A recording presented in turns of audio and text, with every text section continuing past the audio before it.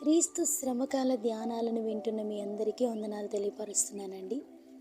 నేటి దిన మన ధ్యానాంశము ఇర్మియా 23వ అధ్యాయము 5వ వచనం. దేవుడు ఇర్మియా ద్వారా సెలవిస్తున్నటువంటి మాటలు: రాబోవు దినములలో నేను దావీదునకు నీతి చిగురును పుట్టించెదను. అతడు రాజై పరిపాలన చేయును. భూమి మీద నీతి న్యాయములను జరిగించును. అతని దినములలో యూదా రక్షణ నందును, ఇశ్రాయేలీలు నిర్భయముగా నివసించును. యెహోవా మనకు నీతి అని అతనికి పేరు పెడతారు అని యేసు ప్రభుని గూర్చి ఇర్మియా ద్వారా దేవుడు ప్రవచనమును ప్రకటింపచేస్తారు.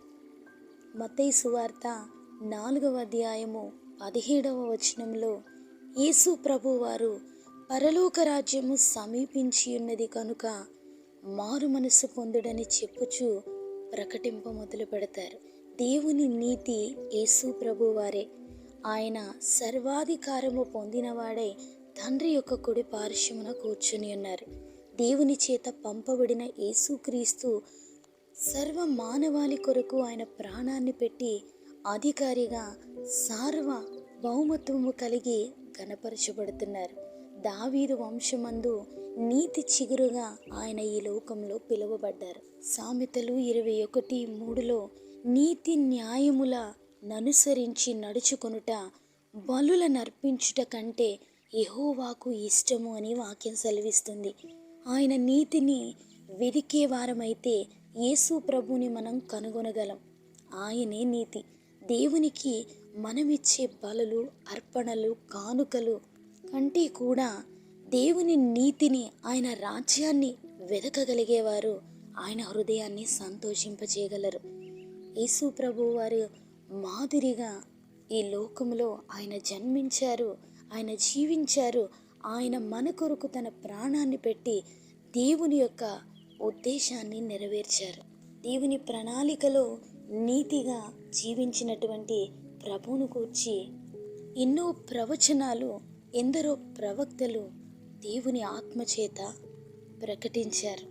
ఆయన దేవుని చేత పంపబడిన వాడే మానవులకు విమోచనగా ఈ లోకంలో అధికారాన్ని పొందుకున్నారు. లూకా సువార్త 19వ అధ్యాయము 11వ వచనంలో యేసు ప్రభు వారు ఒక ఉపమానమును చెబుతారు. రాజకుమారుడొకడు రాజ్యము సంపాదించుకొని మరలా రావాలనని దూరదేశమునకు ప్రయాణమై తన దాసులను 10 మందిని పిలిచి వారికి 10 మీనాలనిచ్చి నేను వచ్చే వరకు వ్యాపారము చేయుడని వారితో చెప్పి వెళ్ళి మరలా తిరిగి వస్తాడు.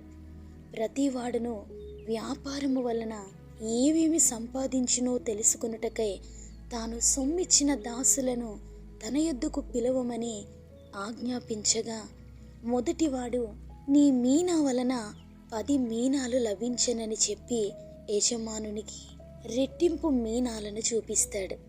రాజకుమారుడు, బళ మంచి దాసుడా, నీవు ఈ కొంచెములో నమ్మకముగా ఉంటివి కనుక 10 పట్టణముల మీద అధికారివై ఉండుమని వానితో చెబుతారు.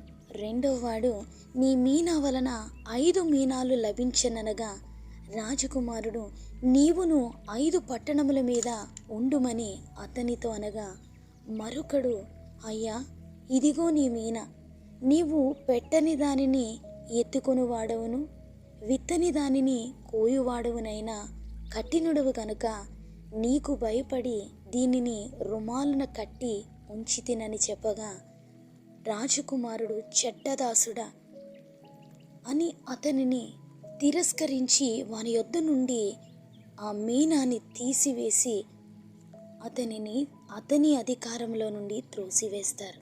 యేసు ప్రభు వారి రెండవ రాకడను గూర్చి ఈ ఉపమానము ద్వారా మనం గ్రహించాలి.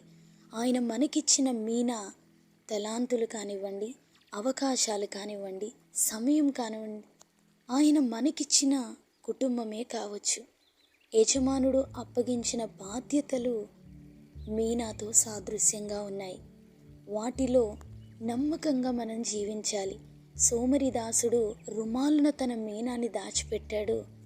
తన నుండి అది తీసివేయబడింది. దేవుని అధికారమునకు అంగీకరించని శత్రువుగా ఆ వ్యక్తి మిగిలిపోయాడు. ఆయన మనకిచ్చిన ప్రతి బాధ్యతను నమ్మకంగా నెరవేర్చాలి. ఆయన త్వరగా వచ్చుచున్నాడు గనుక ప్రతి వానికి ఇవ్వాల్సినటువంటి జీతము ఆయన యొద్ద ఉంది. యేసు ప్రభు వారి యొక్క అధికారమునకు మనల్ని మనం అప్పగించుకొని ఆయన మనకిచ్చినటువంటి బాధ్యతలను నమ్మకంగా నెరవేర్చుకోగలిగితే ఆయన రాజ్యంలో చేర్చుటకు ఆయన సమర్థుడు. ఆ దేవుని సన్నిధి మనందరికీ తోడై ఉండి మనల్ని నడిపించునుగాక.